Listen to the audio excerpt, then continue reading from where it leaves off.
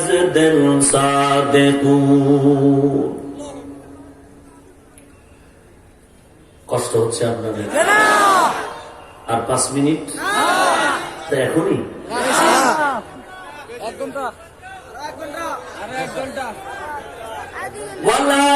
সময়ের শপথ। আখিরাতের লাইনেও যদি সময়টারে কাজে লাগাও রে ভাই, এখন কেউ বের হইয়া বাসায় গিয়া কেউ ঘুমাবে না।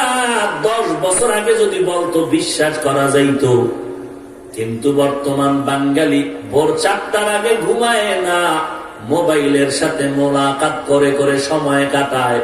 ফজরের আজান দেওয়ার আগেই নাক টেনে ঘুম যায়, ফজরের নামাজের খবর নাই। এখানে যারা বসে আছেন, প্রত্যেকটা সেকেন্ড আপনার নেকের পাল্লায় লেখা হচ্ছে। আরো আস্তে করে বলেন, সময় থাকিতে করো উন্নতি কামনা, সময় ফুরিয়ে গেলে আর তো পাবে না।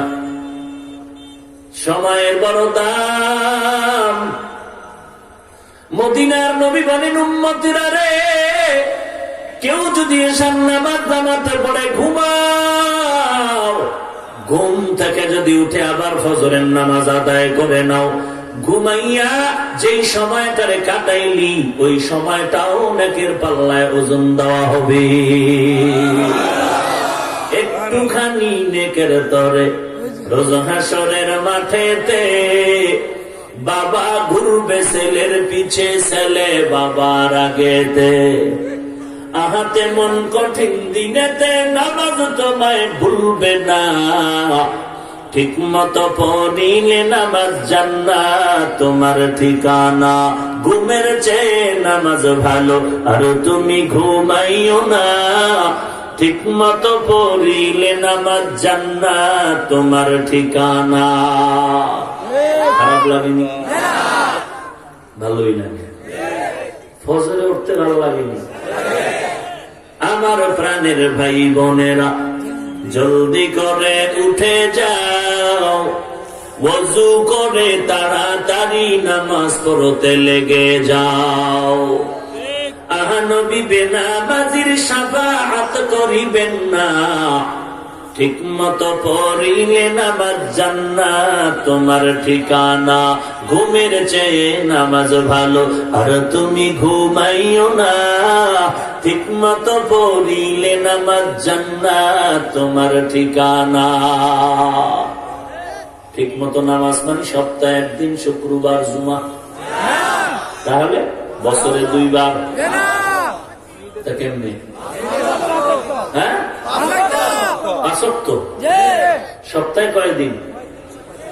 একদিন না প্রতিদিন? না করলে মাঝে মাঝে সমস্যা নাই তো? আপনাদের তো নেই, আছে তো পড়েন না কেন? জুমার নামাজে মসজিদ ভর্তি, রাস্তাঘাট বোঝাই।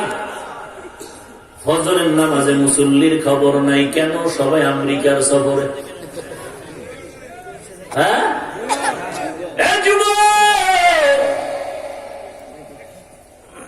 আল্লাহ নবী বলে, নেশার নামাজ পড়ে ঘুমাইছো,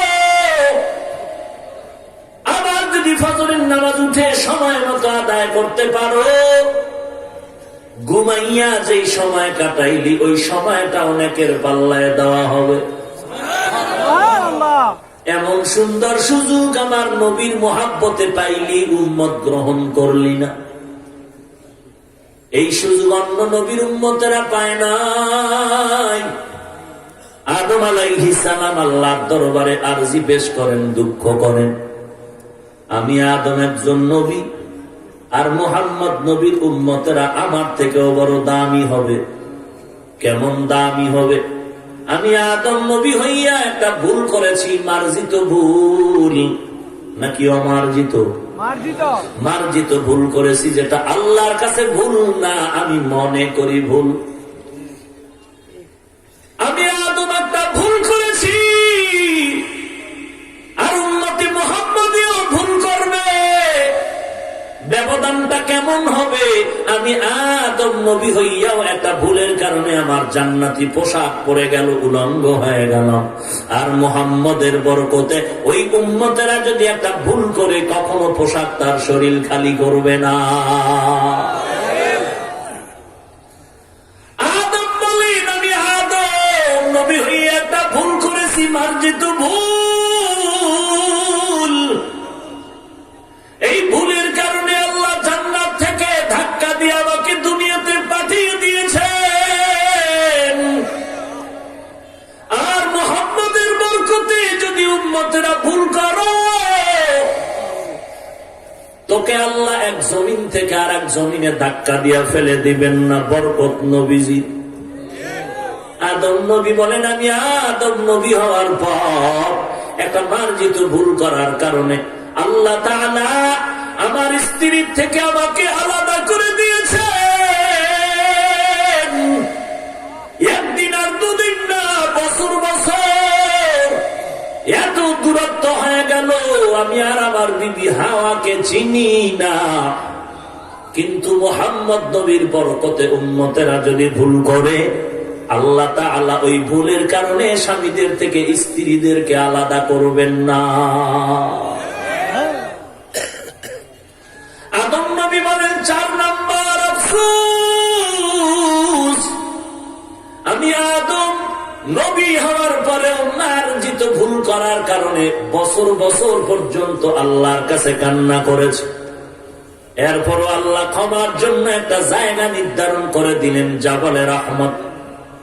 ওই পাহাড়ের চূড়ায় গিয়ে ক্ষমা চাও, বলো রব্বানা যালামনা আনফুসানা ওয়া ইল্লাম তাগফির লানা ওয়া তারহামনা লানাকুনান্না মিনাল খাসিরিন। আদম নবী আল্লাহর কাছে ক্ষমা চাইলেন ওই রহমতের পাহাড়ে গিয়ে। আদম বলেন, আদম নামে সর্বপ্রথম তুমি আমায় বানাইয়া তোমার সাথে কাহার নামটা লিখি না রাখিয়া।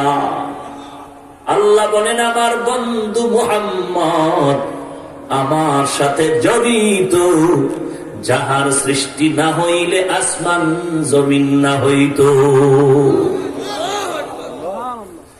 আদম নবী বলেন, আমি ভুল করে কেঁদেছি শত শত বছর।